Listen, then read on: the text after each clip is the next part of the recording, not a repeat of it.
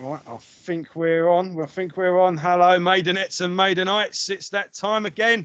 Welcome to Maidencast, the big 50. 50 weeks we've been doing this bollocks. And you lovely people keep watching. So, how are you, Luke? Yeah, all good, mate. All good. The fucking 50s come around quicker, isn't it? It's like, fucking hell. Only seemed like last week we were doing Killers. It's been a year as well, because we've had a break now and then, haven't we? We've Yeah, thrown in the odd show in last between. September we started. Yeah. Mental. We'll do a bit of housekeeping. We'll read off the names. As always, this is your show as much as it is ours, and we love our lovely commenters. And we've got a couple of new faces this week. Tony Pullis, the CD-loving Kiwi, great name. Creation Station, that's creation with a K, as in creator, or carcass with a K, as Phoebe Buffet would say. Yeah. The regulars, MJ Owls, Mitko Stefan, A Different Breed, Dave the Beard, Mutate, Max Rev, A Young, and Stephen Smith. Welcome back, one and all. Love you all. So, this is a bit of a casual one this week. We've pretty much done everything we want to do. It's a proper dead horse, and it's like whoosh, now. Yeah. So this is the probably the last sensible one we can do, really. This is the Outcasts. This is the Wake Up and Smell the Carcass compilation of Maidencast. Or the Hidden Treasures. I'm trying to think of Odds and Sods compilations. Hidden Treasures was better than anything they put out after that until Dystopia. So let's not fuck about here. It came as a bonus with Euthanasia. And no. You always get this wrong, actually. It's Endgame. Endgame was the one. I'd say Endgame and 13, I couldn't really latch onto, really. 13's all right, but had their moments, but nothing after Euthanasia or after Cryptic Writings, that it went, no. But Dystopia, it went, no. So they've got big shoes to fill with this new one. Yeah, hopefully they're on the ball. Dave seems to have got his focus back, so yeah. He's like Ronnie O'Sullivan, isn't he? Beating cancer would do that, wouldn't it? Yeah. Give you a new fucking sense of life. Mind you, he surrounded himself with killer musicians. I mean, fucking Dirk Verburen and old Kiko, I can't remember his surname, but they're savages. Yeah. Absolute savages. His previous band as well. He is a shredder, that guy. And Dirk. He's just done a band with... He's in about 900 bands. He makes Phil Anselmo look like a part-timer. I'm having a brain fart. Bear with me a second. I'm trying to think of his name. Mitch Harris. Shameful. Yeah, Mitch Harris of Napalm Death. Napalm Death. How did you forget him? Yeah. Well, he's not in Napalm Death anymore. He is and he isn't. He hasn't been touring with Napalm Death for about 7 years now, but he's done all the last... He's done all the albums. He wrote and performed on the last album, but he's just not touring with them anymore. But he's just done a project with Dirk. 2-man project. It's not a gigging thing, but it was on Blabbermouth. A little video at the bottom. It was like, oh fucking hell, this sounds good, and then that was it. Didn't hear nothing. No. So anyway, let's talk about what we're going to be doing this week. It didn't take long for us to fucking go. We're going to be keeping it casual. We're going to be having a bit of a game tonight that all you lovely people can join in with. And this is I'm going to let you explain it. This is one I'll push to do from pretty much the beginning. It's the ultimate, the perfect, the quintessential Iron Maiden album. Basically, you go through track 1 to 12, and you got to pick. And it is fucking good luck doing it, because there's always one that makes you go, oh shit. In fact, I wanted to do a double album, because it was like, it was getting difficult. I just thought it was going to get ridiculous at that point. I just thought, no, fuck that. I did shoot that down. Floyd style. Yeah, I thought it's the same reason I kept the top 5 episode as a top 5. I think top 10 gives you too much leeway. Yeah, that's it. Gotta be top 5. That's a challenge. You got to be definitive. You got to be ruthless on that one. You've got to choose. Sorry, this is one I pushed to do. So it was interesting to say the least, because there's so many awesome tracks, and it's weird how I noticed that some track positions are absolutely overloaded with choices, whilst track 7, for example, or whatever, you're like, oh fucking hell, there's good songs, but there ain't. Do you know what I mean? It's a strange one. It shows why albums are front loaded or back loaded. Yeah, some songs it was because we're basically doing it track by track. So it was track 1, and you go across the top, and you got to choose one. Otherwise, it just gets silly. But yeah, there were some. It weren't even a competition, and then there was others. It was like I have got some. I mean, on one of them, you've got 3 of my all-time favourite. Not my top 3. I've never thought about my top 3, but yeah, easily 3 of my all-time favourite Maiden songs, and it was like, oh, you bastard. Yeah, it was. And it was 3 different singers as well. So even then, it weren't even a. But yeah, I had to put a couple of Mercy ones as well. I did kind of go, that one's underrated, so I'm going to go with that one just to. But I do think. I mean, I don't know. Did you think of it in order? Because I thought, right, if I choose that as an opener, what's going to follow that? I did think. I didn't. Flowing as an album. About the flow. It's all about just. I thought about the flow of the album. You see. So yours could be quite different than mine then. Yeah, and I tried not to overthink it. I just went, nope, right, gone, boom, done. Yeah. Be ruthless. And I wonder if I did this again next week, especially if I went with. I kind of and ahed between 2 openers, and if I went with the other opener, I reckon this would be a completely different album. So yeah, you take. I've just took. But then again, you know, I bet if I did my top 5 next year, it would probably change. Maybe 4 and 5 definitely would. But yeah, ones they tend to seep into your consciousness, don't they? The ones you don't listen to for a while, you're like, oh, like when we did the rundown, like No Prayer, it was like, fucking hell, this album's a fucking monster. Yeah, well, I know not everyone's going to agree, but it was like, fucking hell, I've forgotten how good it was. I had a newfound love for Somewhere in Time from doing this show. I always liked it, but that was it. It was all right. It was part of the collection, and that was that. It wasn't until I concentrated it for a week, I was like, fucking hell, this, I didn't realise how good it was. Same with Dance of Death. So, you still there? Yeah, I'm still. I'm listening to you. Oh no, you froze for a sec. Oh, did I? Oh no, I'm here. I'm here. So, right. Should we get into it? I mean, should we get cracking? I mean, I think doing track 1 that was murder, because Maiden invariably start strong, don't they? Yeah, generally speaking. I mean they put a couple of soft ones. They do put thought into the opener. Yeah, they want to grab you by the balls, don't they, and not let go, sort of thing. I mean, obviously there was, fuck's sake. I mean, there are several could have beens. I was running through. I mean, Ace's Eye. But what a track that is. But I actually took points off of Ace's Eye because the album version doesn't start with a Churchill speech like the video does. For me, that sets the tone of the song. You got Churchill's, we shall go on to the end, we shall fight in France and all that, and you put a building up, and then all of a sudden the fucking guitars come in, and you're like, we shall never surrender, and it's like, boom, there it is. Yeah. But without that, I actually edited my own version together. If they ever brought a version out, like if they reissued the catalogue and edited it in, do you reckon it'd? Oh yeah. They're better off leaving it, do you reckon? But I've edited my own version. Like I've fucking put them together and have that on my MP3, like for my MP3 playlist and stuff, because it's weird how it just makes or breaks the song for me. It doesn't break the song. That's going a bit too far, but it's the cherry on the cake. Yeah, yes. Ace's Eye would have been a shoo-in. But then you start thinking about the next album, Caught Somewhere in Time. I mean, we were just lauding that track only last week, weren't we?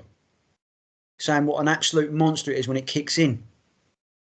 How it's that album. I think that album divides the fans arguably more than the X Factor does. I don't know if I go that far, but I know it definitely does. If you come out and say you like that album, fuck, do you get some grief? But then, I started thinking about Moonchild. And it's like, fucking hell, coming in with the acoustic guitars, telling the story. and arguably Moonchild is one of the heaviest songs Maiden have ever done. Because some of Bruce's lines, you know, like "You shall be damned" and all the rest of it, you can actually do death metal growls to, and it wouldn't sound out of place.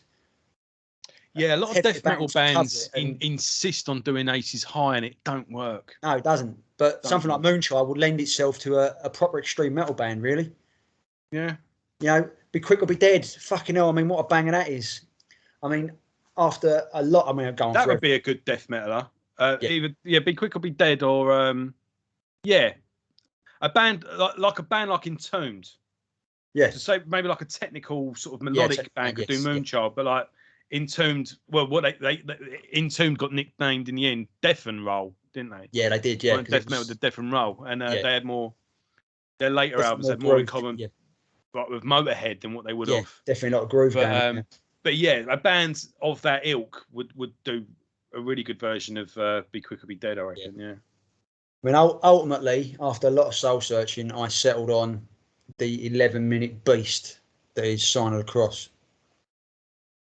because that was a case of, I mean, it was a brilliant song in '95 with Blaze. Bruce made it his own in Rock in Rio in a way that it was like fucking hell. And then on Legacy of the Beast, they made it the centerpiece of the show with that awesome artwork and the fucking cross and all that. And the song is. When are they gonna do a fucking T-shirt? Yeah, I know. Of Sign of the Cross. Don't get started on that. Yeah. But that song is just an absolute beast, and it was just Steve Harris going, "I'm going to start a fucking album with this. If you don't like it, there's the door." We've always started albums with short, sharp shots. From the sounds of it, everyone left. Well, yeah, fuck them. They missed out. But this was the case of them not conforming to their own rules. All these other songs, you know, all right, Caught Summer in Time was a bit longer, but everything else was quick, fast-paced and everything. But this was a fucking moody, mid-paced, absolute all-time classic of a song. And it deservedly fights off that other competition for the coveted opening slot on the Ultimate Maiden album for me. How are we going to do this? We're going to go one back and forth, or we're just going to run through it and then... If we just go back and forward. Well, maybe run through it. I don't know. I think back and forth would be better, because then we're building up. Okay. Well, you're not thinking of flow anyway, either. No, yeah. I took flow. It doesn't flow at all, actually. But I tried to make it. I kind of thought, how would this be a good set list, or how it would be? Because putting the songs in order to an album and putting it to a live set list, that's a different ball game. But we'll see how it goes. But I tried. So right, I'll start off with the Wicker Man. I just think it's a great. It was that Oasis High. I just thought it was a great. I always said I think the Ultimate album should start off like a Bond film. I've said this many times. You like that analogy, don't you? You've been there. I do. I think it is a perfect way to start. You know, you get a little mini film at the beginning, and I think all the great album openers do that. You sum everything up. This is what you're getting summed up in one song, and then the album unfolds bit by bit. Yeah. Blinded by Fear by At the Gates, I think, does that brilliantly. You've got it's not even 3 minutes, that song. That's it, yeah. It's like the tune, isn't it? But it's not. It's over before it starts. It's Ace of Spades. It's Angel of Death. It's just a perfect song. Just that beautiful melodic solo in the middle of it all. That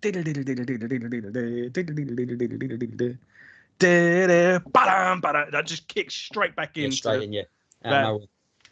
And then one final verse, and then he just does that piercing scream at the end, and then da-dun. Yeah, brilliant. Then the actual album starts, was Slaughter of the Soul, and I just thought, no, that's great. I've got me a little Bond moment, bomb. Then the second song, right? Here we go. Yeah. Unraveling, and you're here for the night. So, this I think reading would make a really good. If someone said to me, Iron Maiden, where do I start? I think this would be a good. There you go.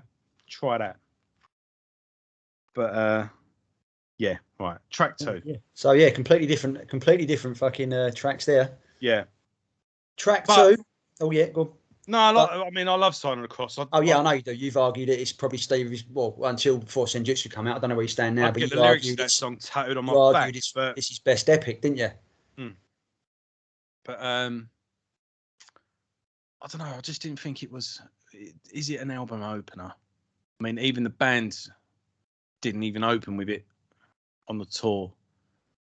No, it was more. X Factor's such an odd album. Yeah, it was. Yeah.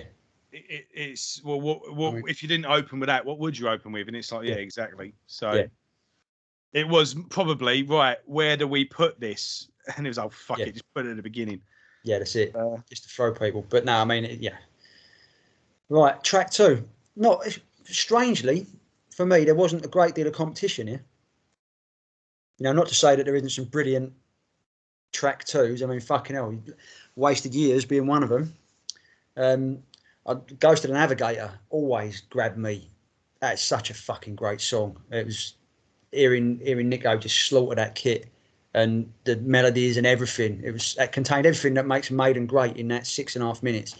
But I couldn't see past 2 minutes to midnight. I mean, that is fuck. I mean, it's that would be a palate cleanser, shall we say? Yeah, it would be. Yes, But that's one of Adrian Smith's finest moments. I mean, let's not fuck about. One of my top 3 solos ever. Yeah. Oh, yeah, that is an awesome solo. And strangely for Maiden in 84, when they were all fantasy and dragons and all demons and all that, this was fucking political as you like.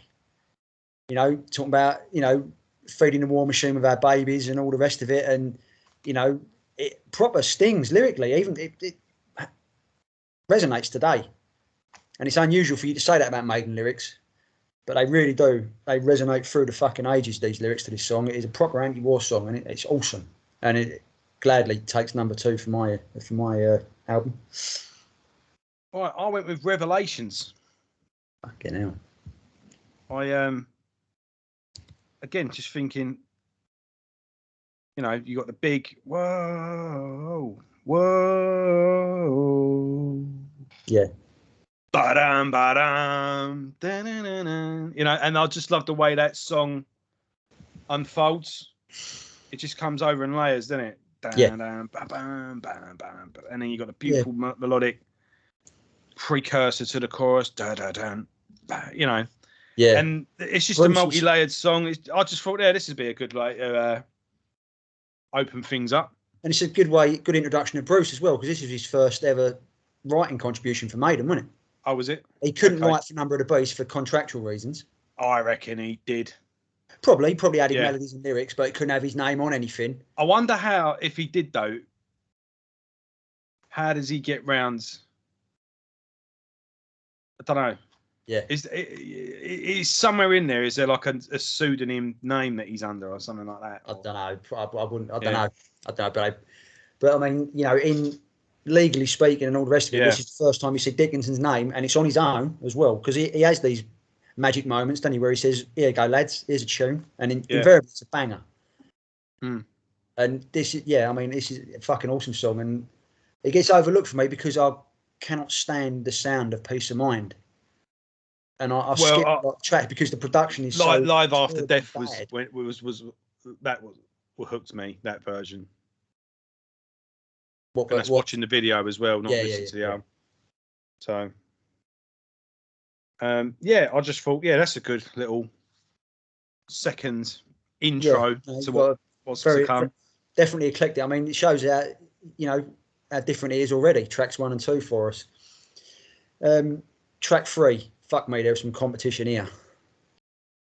Jesus Christ! I mean, you running through the fucking The Prisoner, Sea of Madness, Can I Play with Madness? Yeah, The Prisoner was on the list for me. That wasn't let go of easily. Actually. Yeah, I mean, and then bringing it into the reunion era. I mean, obviously Blaze chips in with fucking Man on the Edge and stuff like that, and then your reunion era, you got Brighter Than 1,000 Suns. I mean, fucking hell, what a song that is!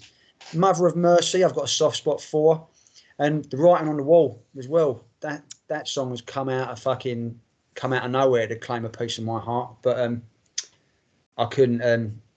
It's the old favourite for me. It's Running Free. Back to the fucking debut, mate. The debut single. Oh, the fucking stick I've got for the fucking Diano era and then you go and choose a Di'Arno song. You fucking know how much I love Running Free. It's the ultimate set closer. If you're doing a live set, you end with Running Free. I know it pisses you off when they go from side to side and all that, but this song it's Steve's Raid. I love. I've told you before. He's fucking nicked the bass line from it. Yeah, and it's such a bouncy, fucking infectious. Hell! Do you know what? Sorry, go on. I heard a Queen song the other day. Yeah, and the solo on it is and I thought Phantom of the Opera was going to kick in.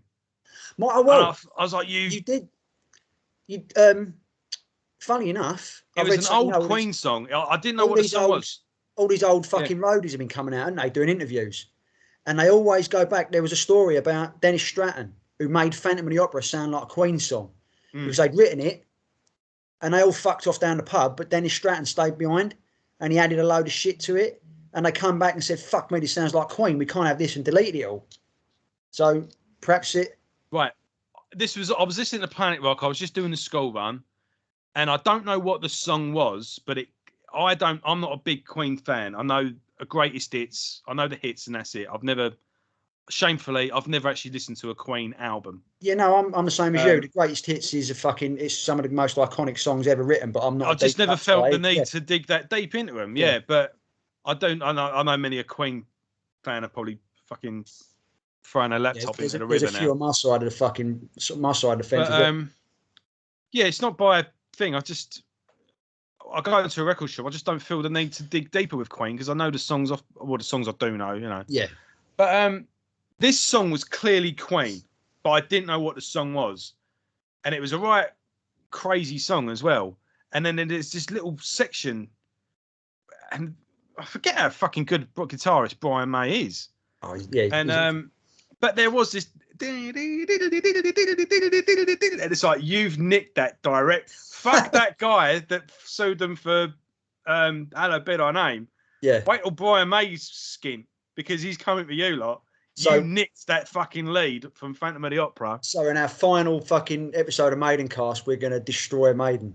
We're going to destroy Maiden, yeah.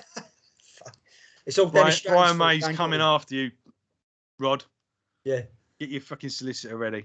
But I love Running Free. It's, it's a perfect song. So it's got to be there. Ahead of all those absolute beasts. Right, I've gone with Flight of Icarus. Yep. Now, you see, I'm easing you in. I've given you a nice opener, and now I'm giving you a nice, steady, mid-paced 1-2 punch. Yep. And you've got a nice big chorus to enjoy. A double whammy from Peace of Mind. But the next one's going to be an epic. It's going to be long. See, I'm pacing. See? So you've got 3, and then boom, I'm going to hit you with a long one. Now, yeah, next. Well, I know where you're going straight away with track 4, so I will... Go on. No, I'll get my track 4. Get my track 4 out of the way first. Track 4, there's some wicked competition in this as well, like Phantom of the Opera, Evil That Men Do, The Klansman, fucking Red and the Black, but Blood Brothers. What a fucking tune. Yannick is in the band because he writes songs like this. And it's a glorious fucking song. Absolutely glorious. Well, Steve Harris wrote it actually, so apologies. But no, Yannick plays the best leads on it, which is unusual. But what a glorious, glorious song. And I'm glad they're starting to fucking end sets with it now because it is encore worthy. Oh, fucking definitely. Amazing song. And apparently Blaze sings a really good version of it as well, which I've yet to hear. But it does that thing with Thomas Vyson. Oh, right, yeah, probably. I still haven't heard it. I've been a bit hesitant to actually listen to it, but I think I'm going to have to go because apparently he sings it really well. Yeah, I mean, when he does shows with him, doesn't he? But yeah, you've got Nylon Maiden, which is mainly instrumental, but Blaze does contribute a couple, and then he does the EP. Well, it was 2 EPs. Russian Winter, wasn't it? It was 2 EPs, but then it got released as an album. Yeah, the 2 EPs together, and I don't know if there's any Maiden covers on there. I think there is. Let's have a quick gander. Hold on. Okay. It came to me just like that. Stealing Time, Russian Oh, right, they do Sign of the Cross on that one. The rest is just Blaze Bayley songs. Yeah. I think this one has a couple of new numbers on it. Eye of Stone. Oh, 2 a.m. they do on this one. It's in the wind. No. The only Maiden ones he does are his, but I'm sure he did Fear of the Dark. Sure of it. He does a shitload of stuff on his YouTube channel, and fuck me, it's amazing. Yeah, he's doing pretty well on Bandcamp as well. He started putting up official bootlegs on Bandcamp. No, it's digital only. That's the one I sent you. That was the first time he did the Maiden set. Yeah. That's when I sent. Yeah, his YouTube channel is just him fucking like out in fucking Spain or something with his dogs. Yeah, he does a lot of bike stuff on his YouTube channel as well. He probably does a bike trail, fucking stops off with his guitar, does a Maiden cover, then fucking bikes home. Yeah, crazy. I'm sure he's done something about showing how he's fixed an engine once or something. Going like this is a yeah. There you go. Right. So what are we on? Where are we? Four. Right. Have you done 4? I'm writing down your thing, mate, because what I want to do is I want to do a Spotify playlist put up, so anyone who's interested can actually have our. I was gonna do a playlist. Dave Murray bangers. Oh, cool. Yeah, so I've been writing these down. I've written down what I think is your track 4. Go on then, hold it up. Well, no, I've typed it. Hold it up. I'll hold mine up. I've typed it, so I ain't got it written down. Oh, I reckon I'll let you guess. It's on the Book of Souls. Yeah. Yes. Am I that predictable, Luke? No, not. But I remember certain things you said. You've waxed lyrical about certain songs, so I know where you're going. Right. Yeah, I got the red and the black. Obviously, there's awesome songs all the way through. All the ones you've mentioned. I mean, fucking hell, Blood Brothers. But I just could not have this song on it. It's just a piece of work, isn't it? It's just. Yeah. Oh, it is. So, like I say, you've got the hitting the ground running with Wicker Man, 1-2 punch of a mid-pace but melodics with Revelations of Flight of Icarus, and then I'm hitting you over the edge. Straight in. With a song that's longer than all those 3 put together. Yeah. So, do you know what? I've not done anything from Senjutsu. Fucking hell. Well, that mate, I know what your track 10 is then. I'll guess it later. I've got 2. I've not decided yet. We're going to mull it over later. But right. Track 5. Fuck me. This was a bit scary. Doing track 5, mate. Fucking Number of the Beast, Trooper. Well, if you predicted my 4, you're probably going to predict my 5. You could predict my 5. Fucking Seventh Son, Look for the Truth, Longest Day. Fuck's sake. I mean, what tunes all around? Classics, fucking modern classics, but no more classic and no more awesome than the song that your workmate didn't like, Dance of Death. This is why Yannick's in the band, because he writes shit like this. This is one of Maiden's very, very best, and I'll still get goosebumps when it fucking comes on. What a fucking song. What a song. And number 5 above the Trooper, Number of the Beast, it just smashes them out of existence for me. It is quintessential Maiden. Everything great. I just try not to go with obvious choices, otherwise it's just going to become a best of, isn't it? Like Trooper and that. Yeah, but like you said, if Trooper deserves to be there, it'll be there. Yeah. Doesn't on the strength, Trooper can't go up against Dance of Death on Longest Day. Fuck off. Well, this might be controversial for some, then what I've chose, but again, I just thought what would go well. I went with Look for the Truth. Thought you would. And what tune, mate? Look, say what you like about that era, say what you like about that song. When that song is done live, it's fucking kicking. And I thought again it'd be a cool mid-pace sort of fist pumping. Yeah. It's heavy, it's moody. Yeah. Absolute banger. No 2 ways about it. Right. I forget what number we're on. But we're on track 6 now. We're halfway through. Right. Well, the competition here was ridiculous. fucking Stranger in a Strange Land, Educated Fool. I mean, people sleep on Educated Fool. That is a song, mate. That is a song and a half. Dream of Mirrors. Fucking Dream of Mirrors. The Time Machine, coming right up to date. And I ended up with probably Maiden's best ever title track, Book of Souls. Yeah. Oh, look, it's written by Yannick. Oh, look, it's awesome. Yeah, what a surprise. It's why he's in the band. 2 in a row from Mr. Yannick Gers, mate. Master songwriter. Listen to it in one day. Fucking hell, sends the hairs up on the back of my neck for the chorus. Lump in the throat time. Such an amazing song. Right, I went with. Can you guess? I don't know. You throw me out because obviously you probably go something like Innocent Exile or some of that shit.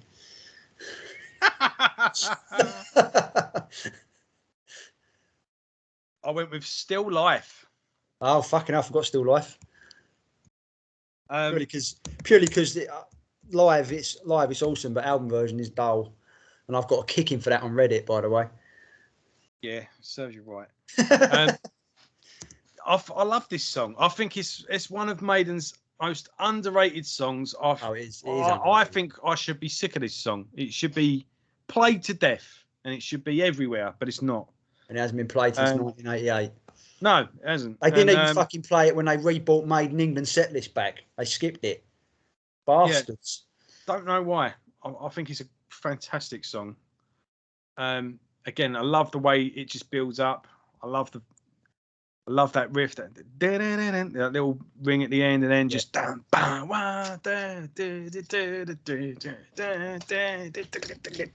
madness. Yeah, oh yeah, is a song. Oh, it's fucking brilliant. Yeah, and that just stood out, and I went, no, for you straight away. You're coming home with me. Come on.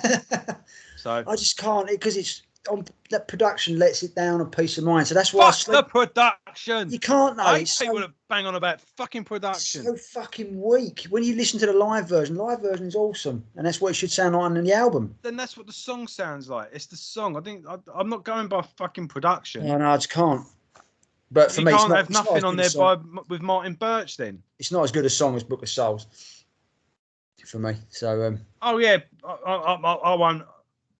I'm listening to all of it and thinking, shit, I should have chose that. Yeah, but the ones when you're looking at the menu, you chose what you chose, and then that's it. You yeah, right. Yeah, I have that with my sister, and whatever my sister orders, I go, fuck, you ordering that for? And then it turns up and it looks the bollocks. So I'm like, I should have got that. Should have got that, yeah. Right, we're halfway through now. Track 7. This one's difficult for me, so you go. You're going ahead anyway. I know where you're going straight away. Go on. Well, I know you. I've got narrow yours down. I'm gonna just piss you off because that's what I love to do. That's why you were born, isn't it? Yeah. I mean, not so much strong competition here. Obviously we've got Killers, Power Slave, great song. Death for Glory, that fucking modern day classic right there. But I settled on The Clairvoyant. My God, what a tune that is. That's one of mine. What a tune that's that one is. Of the three I've narrowed it down to. One of the fucking, I mean, Seventh Son obviously is. I hate agreeing with you. Yeah. We go on about how good fucking Seventh Son was. I mean, we gave it 10 out of 10, and it's songs like this that make it 10 out of 10. It's just a ridiculous 4.5 minutes, and it should be played more. Just bang this out instead of Evil That Men Do or Can I Play a Madness, which are 2 all-time classics. Bang out The Clairvoyant. Who's going to care? 4.5 minutes. People are going to pogo the shit out of it, and they're going to love it. I just got one of the best introductions as well. Oh yeah, the bass line, mate, and then Dave Murray on a pink oboe. Yeah. And then just where the drum. Yeah, fucking great. Yeah. Right, I'm struggling. I put 3 here. I honestly couldn't choose. It was Clairvoyant, Killers, or Judgment of Heaven. Yeah, you like Judgment. Well, I'm not saying I don't, but no, you like that rings with you, doesn't it? Yeah. Following Still Life, I'm just thinking. Forget about flow. You tell me to forget about production. And if you look at, let's just look at the 3 songs. You couldn't have 3 more different songs. No. But even if you just narrowed it down to all 3 singers. So if you've got Clairvoyant, all right, you can have the Clairvoyant. Even then, Killers, Judgment of Heaven could not have 2 further apart. No, they are, aren't they? Yeah. And I'm trying to think how Still Life ends. It's a dead stop, isn't it? Diddly bum. Yeah. Now we rest in peace.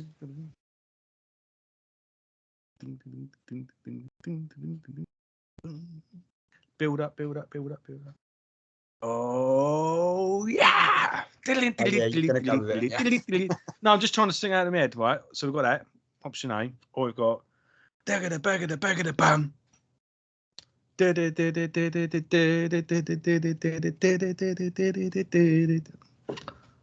do you think flows better? They both start the same.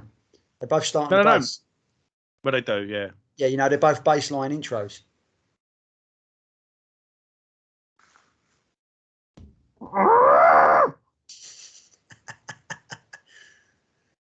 You just woke my cat up doing that. Fucking ears perked up. Don't make me do this. They're 2 totally... Right, I'm going to go with Killers because Judgment of Heaven is quite a bit of a lengthy song. And we've got a bit of slow start, up tempo. We've got that with Flight of Icarus and Revelations. We've got that with Red and Black. We kind of got that with Look for the Truth. So for the sake of variety, I'll go with Killers. I thought you would have nailed that on straight away. In fact, if you'd have told me to pick for you, I would have picked Killers. Because it is a great song. All right, we've gone with Killers. Killers it is. Right. I've got 2 to choose on the next one. 2? Yeah. 2? Fuck me. Track 8 is an abomination, mate. Fuck. I mean, fucking stroll on. Alexander the Great, Blood on the World's Hands. I've always had a soft spot for Como Está Amigos. Sorry for butchering the Spanish there. Passchendaele, For the Greater Good of God. Death of the fucking Celts from right up to date. But the one that stands head and shoulders above them all. It's Rhyme of the Ancient Mariner. You don't even fucking like that song. Whatever, I love that song. The album, I have issues with the album it's on, but that as a song, mate. Why does I think you don't like it? Fucking hell, no, I've never said I don't like it. Right. I have issues with Power Slave, but Rhyme of the Ancient Mariner No, I think you think with your thing with Rhyme of the Ancient Mariner is that everyone thinks that was their peak and they never bettered it, and it was like, no, they've more than, But it was, as I said on the fucking top 5s, Rhyme of the Ancient Mariner, you got to give it. I mean, aside from being a monumental fucking achievement by Steve Harris, I mean, fuck's sake, that was the culmination of all of his work. But it is the end of that era of Maiden.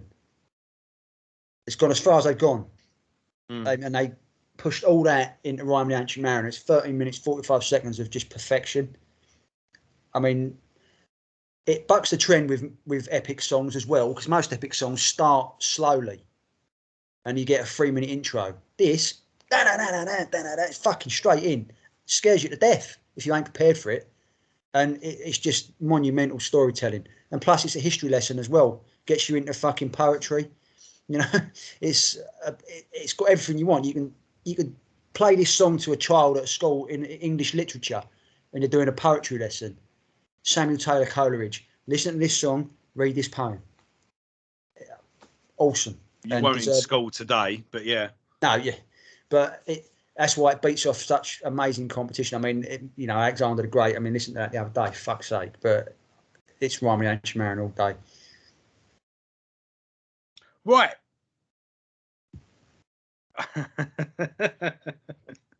You're not even going to fucking entertain one of them, so... Prodigal Son. It's the only song, I told you I love Prodigal Son. I've got Prodigal Son or Can't fucking have an Iron Maiden song without album without it. Hello, be thy name. Oh, fucking hell, yeah. Again, I've slept on the studio. I don't like the studio version. It's too slow. It's a masterpiece, though. Oh, it's a great song, but as we've already established, it's not Maiden's. They ripped it off. I do believe there was one guy, I don't know, I think he'd had a beer. He said it's the greatest heavy metal song ever written by anyone. Who said that? Who was that? Oh, yeah. Yeah, it was me. Yeah. But what it's morphed into live, the studio album version it's slow. No, I like it's a deliberate pace, and I don't yeah, like but that. it's the pace of the story, though, isn't it? Yeah, but I think what puts me off of it is Clive. I don't like Clive's drumming on it. It makes the song something totally different. Easy. Nico plays it the way it is now, and it's a runaway freight train of a song. And I prefer it like that than Clive's measured approach. Yeah, the song itself is fucking, It's just those opening chords on the studio album, though. It's that dun, doo, doo, doo, that, it's great live. Don't get me wrong, but it's just the way it's sort of captured on that studio version. You can see the. I'm in the dark cell, and the only light is the stars that are coming through, and it's not even the window; it's a hole in the wall. Yeah. That's the only light in the cell, and it's boom. You're just there in the cell. I don't know. It just catches you every time, and just that, as you know, one of my favourite books is I Am Legend. Yeah. Robert Neville is someone I identify with in more ways than one, and just that walking down the corridor in the cuffs. It's coming. I know it's coming. And I'm going to spit in the guard's eye as he does it. It's facing it. It's that, I'm not going to fucking, I know what's coming, but I'm not buckling to him. And then it's that silent little prayer to yourself before the inevitable happens, as in the title, Hello, Be Thy Name, Yeah. I think it's just with the live, obviously live is great, but I've got 100 different versions of it, but it's only the studio version that I really listen to the lyrics. I really take the lyrics in. The lyrics are the lyrics, and they're great at a live thing. But Bruce has wrote many a time that Martin really did shut the world out and gone and made him concentrate on what he was doing. And I think he just really captures the story of the song. I mean, you don't know what the beginning of this story is, really. You don't know why he's in the cell. You don't know what he's done. What he's going to the gallows for now. That's down to you to fill in. That's what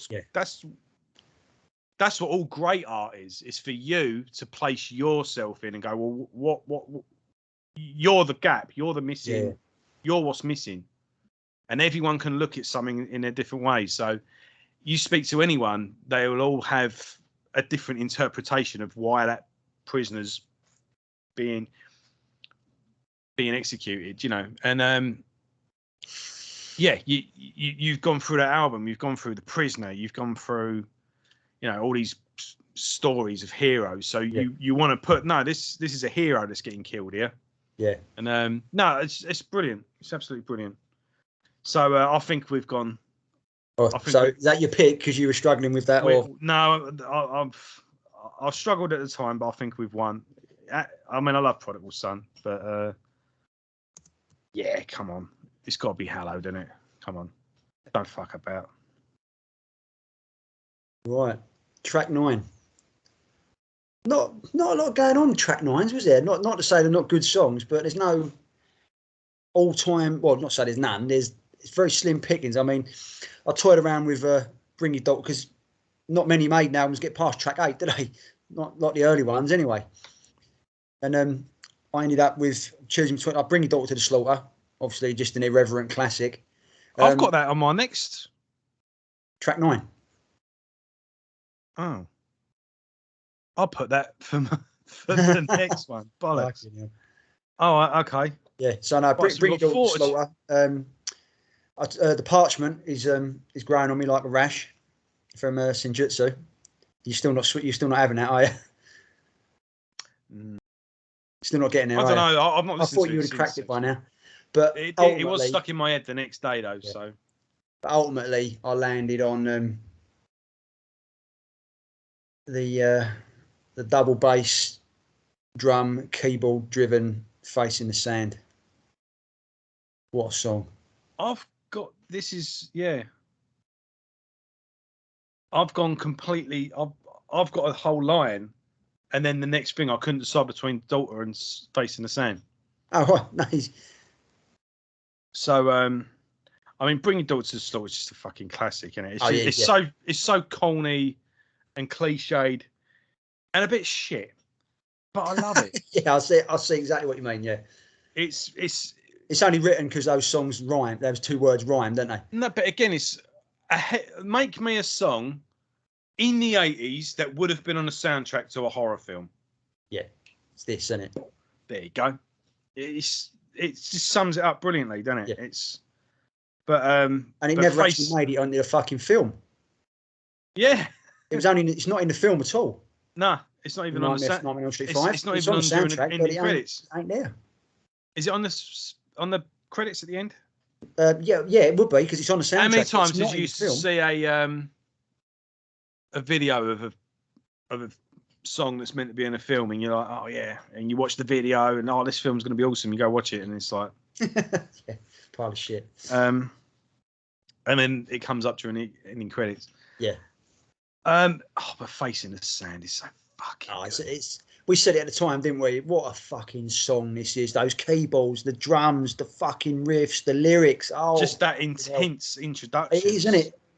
It's just in your fucking face. It's you feel a and battle it's unique to start when it kicks in. It's just they're coming over the hills. The old guitar whammy bars are really bringing it in, and then when it kicks in, I mean, what other Maiden song is that keyboard heavy? Yeah, none. It's a total unique song. They were like, we're never going to play this live. Let's go to town on it. Right, so hold on. Let's go back one. I couldn't choose between Nomad, Passchendaele, or For the Greater Good. Is that not track 9? No. So what would that have been? Track 8? Yeah. Oh, so I had 5 I couldn't push. No, fuck it. I'll still go with Hallowed. Bollocks to it. So, yeah, Hallowed and Face in the Sand. Yeah, okay. I'm cool with that. Right. Track 10.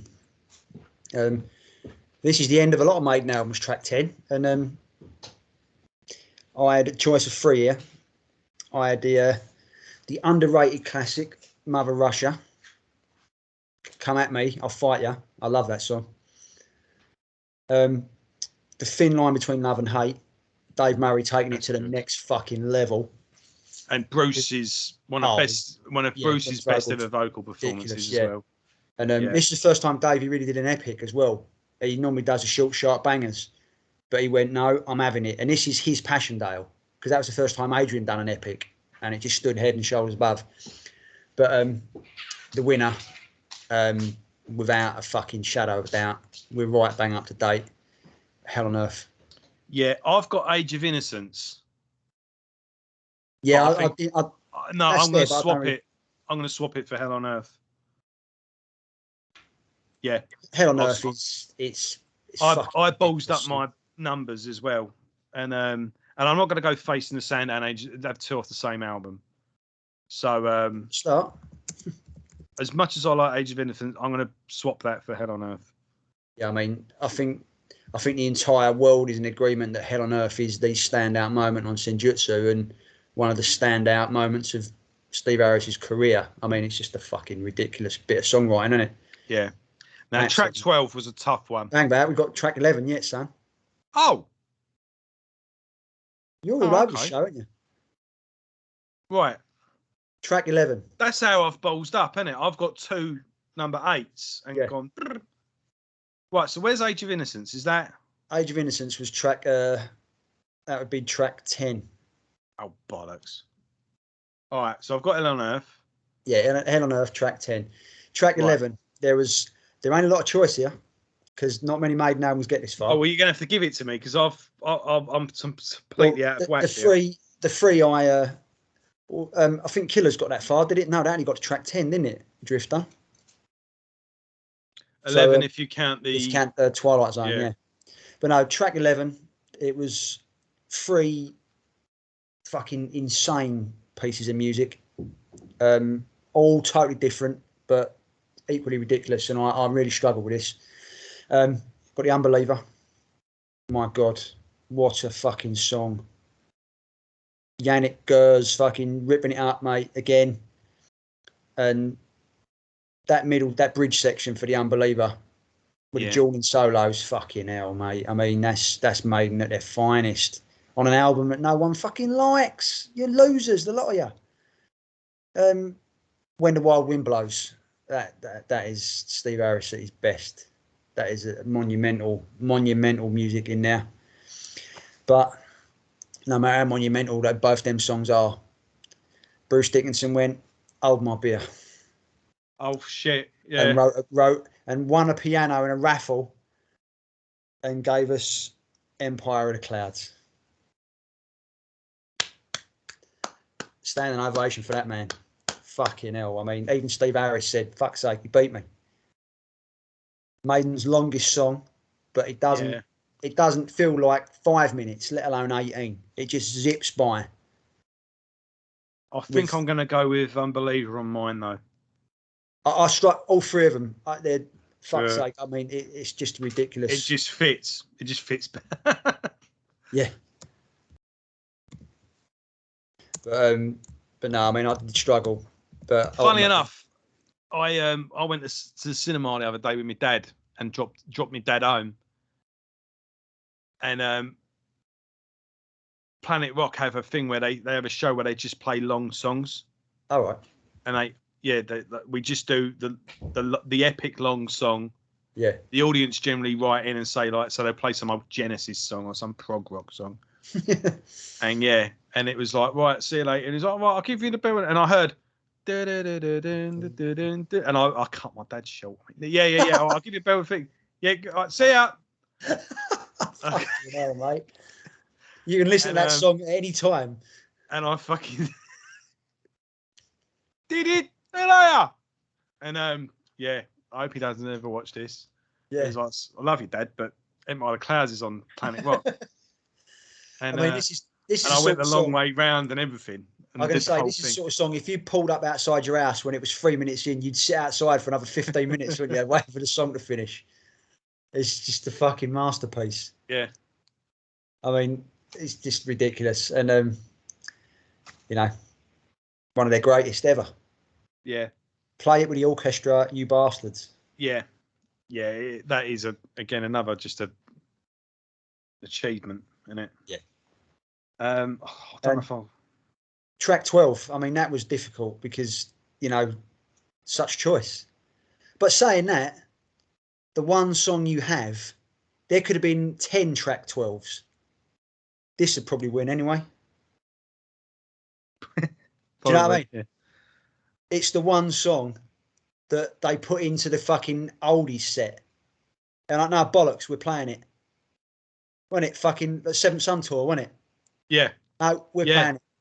Don't care, we're playing it. Fear of the Dark. I mean, a lot of people slate that album. But if Maiden's worst album contains this... Well, when we... I'm not saying Fear of the Dark's their worst album, maybe because I love it. No, a lot of people don't like that album. But and it's like, if they're writing one of the best... I would say go reassess it. Dig it out and give it another go, because there's some hidden gems on that album. And then listen to our episode on it. Yeah, definitely. But no, I mean, it's obviously it comes into its own life, but I love the studio version is amazing as well. And at the time, when you heard Bruce singing at the end, "I am a man who walks alone," and you just heard that he'd left the band, did you think that we would ever get the majesty that we've got over the last fucking 20 years? After he left, Nick goes in the press saying, "Fuck him."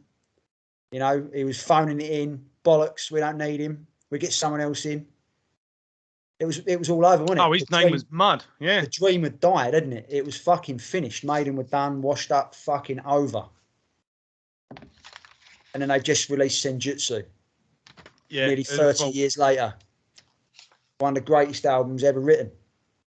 You know, what a band. And I mean, we couldn't get two different fucking albums, yeah. Well, you know, we love it. The top fives, we sort of come across totally the end, but then sort of met in the middle. Sort of merged in, yeah. But that's the thing as well, you know. I love, you know, Killers, and you hate it, and you love Virtual. Well, you love No Prayer to Die, and I didn't think much of that album. But if we were, yes, I totally agree. Yes, I totally agree all the way through it. There'd be no point of being two of us. Exactly. So, you do it on your own, wouldn't you? Yeah, and you know, and I think that's what the audience. And I think as well, because everyone's got their own little thing, and they'll go, "Oh yeah, I agree with Luke on that, or I agree with Joe with that." And I think the people who watch us enjoy our banter when we give each other shit over our choices and all that. I mean, it's spirit, you know. There's a lot of people, like you say, just towing the line when they're sitting, just chatting. Oh, I love this. Yeah, I do too. Oh, podcast over. Yeah. Oh, that's what Kerrang says. So that's what I'm gonna. Yeah, fuck off. But no, we fucking for 50 episodes plus specials, we've been telling it like it is. We've been Steve Harris in it all the way. Yeah. Don't like it. Tut up. You know? So, fucking love it. So, yeah, the Ultimate Maiden albums. We'll do Spotify playlists and we'll whack these up, or let us know what fucking streaming platform you use, and we'll do the playlist for it just so you can whack them up and listen to them when you drive to work or you jog or you. I might make a cut playlists actually and just stick them on the YouTube channel, and I'll put Luke's album, my album, and I might put together the David Murray bangers as well. Yeah. So all right, we've got to the end of another episode. I'm not sure what we're going to be doing next. I think we're coming. I think we just hold it in reserve and wait for something to come along. I mean, I know we chatted about obviously doing perhaps a live one with you crazy bastards who like listening to us. Yes, us. It's looking predominantly. It's looking like main bulk of the audience is from the UK. Yeah, and it's looking like a Saturday, so I'll figure out what to do. And a Saturday when you're free, and then maybe a Saturday we'll do a live. We'll put an announcement out like a week before or something. Go right next Saturday, 7:00. Bring a beer and get ready. That'll work out for Dave the Beard, because whether he's East Coast or West Coast, I don't know where you are, son. But if it's 7:00 in the evening GMT, it'll work out. It'll either be 2:00 for you if you're East Coast, or 11:00 in the morning if you're West Coast. So either way, we can get you in on it. Yeah. So yeah, okay. Well, like I say, we've pretty much covered everything. We've gone over everything. We when we started, right, we're going to do all the albums. Well, this was solo albums. This was your idea, son. You wanted to fucking do this, and you dreamed me in like Dave Mustaine did to Nick Menza. And at the beginning, it was like, how the fuck are we going to do this? It's like, we're going to do one a week, and we're just going to keep going until we get there. And we got there, and we've done a bunch of stuff in the way. Yeah. And along the way, a few bits and bobs with Senjutsu coming out whilst we were doing it. Yeah. And I've known Luke now since I was a nipper. I was still in school when I first met Luke, and it was predominantly Luke that got me into Maiden. So to be able to do this show with you is very special. Yeah, so, it's been awesome, mate. I loved it, and you're the only geezer I could have fucking. I know a lot of people are into Maiden, but I know a lot of people who are into some Maiden, or they'll cut off at a certain point, or it ain't like it was in the golden days and all this bollocks. And you're the only guy I know who goes from fucking front to back, equal love throughout, like me. Yeah. Equal love might give something a bit of a caning, but equal love throughout, and pretty much equal love for all the side projects as well. Yeah, I mean, I've discovered stuff on the way. I've bought CDs along. Yeah. I've ended up just getting a copy of this just to get, Thanks to this show, I've listened to Blaze's catalogue. For some reason, I never went near it. I listened to Silicon Messiah, and that was it. Yeah. And that's travesty on my part. That's my bad, because Blaze Bailey is responsible for some fucking banging songs, and he's only getting better. Yeah. Now he's hooked up with those crazy Appleton bastards and Absolver. This is it as well. This is another thing I wanted to do with the show. I wanted to sort of hook people in, and hopefully get them to just dig some stuff out that they might have abandoned or forgotten about, you know. Yeah. And like I say, you can listen to this as an introduction or as an afterthought and listen as you go along. And if this is, you know, helped you get reacquainted with an old album, or maybe discover an album that you might have listened to and thought, yeah, it's all right, and left it, and it's made you dig it out, or, you know, it's made you dig deeper into the, you know, the solo projects or the side projects, and it's helped you discover something, then all the best as well. Yeah. So and thanks for the audience that have started jumping along towards the end, guys, and putting your comments in. And we never thought we'd get the sort of interaction we've been getting, which has been pretty cool as it's been growing. Seeing you lot, you know, disagreeing or agreeing or calling us knobs or whatever, you know, we love it. And not only that, I mean, this is the first thing I've ever done that's actually finished as well. If I've done a podcast or a band or a whatever, a girlfriend, it's always falling apart, isn't it? Like, it's always sort of just run into the ground, or the wheels are falling off. This is the first thing I've actually done where it's like, right, here's the start, here's the end. Yeah. And it's not because it's, you know, anything's happened. It's just we've finished. Yeah. And of course we'll be back. You know, when someone releases a new album, when something significant happens in the Maiden world, we will be back. We'll be on it. And you know, Nightmare Cabin's going to carry on as well. Yeah. And no doubt, I'm going to push on now with the Let's Talk About series, and no doubt Luke will be coming on to join me on a few of them. And you've lit a fire under me. I'm going to be adding some more shit to my channel. Luke Silence on YouTube. We'll link it. And I've got some gig uploads. I've still got fucking loads to put up. I've got some unboxings and shit on there, and just some nonsense. And I'll be putting more stuff up there as well. If something gets my fucking goat about the metal world, I'll be having a rant. So it's going to be good. Yeah, and we'll get it sorted. And then what I plan to do as well is I want to get all these stuck on, get a Facebook page done to try and hook some more people in that do it. So we'll link them all the videos in. Yeah, I think I'm gonna look into putting it all up on we've got to do Podbeam, something like that. I'm gonna put it as an audio to listen to. Do these as podcasts, rip the audio, and then you can get them on Spotify, because there's a Maiden podcast on Amazon Music I found the other day, and I was like, who the fuck are you? Fuck off. So we need to take our rightful place. Yeah, it's got to be done. But yeah, like I say, I'm going to be pushing on there with Let's Talk About.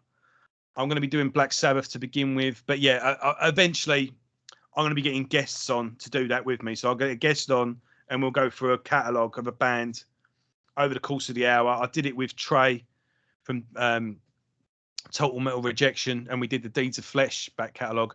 I'm going to try and get him back on for Suffocation. And I've got someone, I won't say who, just in case it falls through, but a very well-known metal YouTuber's coming on, and we're going to be doing Akakoka. Oh, so, cool. Luke will come on at some point. He's probably going to be Pantera. Yeah. You wanted to do Anthrax as well, didn't you? I did, yeah. Maybe we'll do, yeah. I want to rekindle your love. Luke will be back at some point, and we'll do Let's Talk About. And then if something happens with Maiden, obviously we're going to be back. Yeah. So keep in touch, keep checking back the channel. We will be doing a live stream with all you guys that have been commenting can join in. And goodbye for now. Yeah. Yeah. Take care, everyone. Take it easy, Pooch. And keep listening to metal.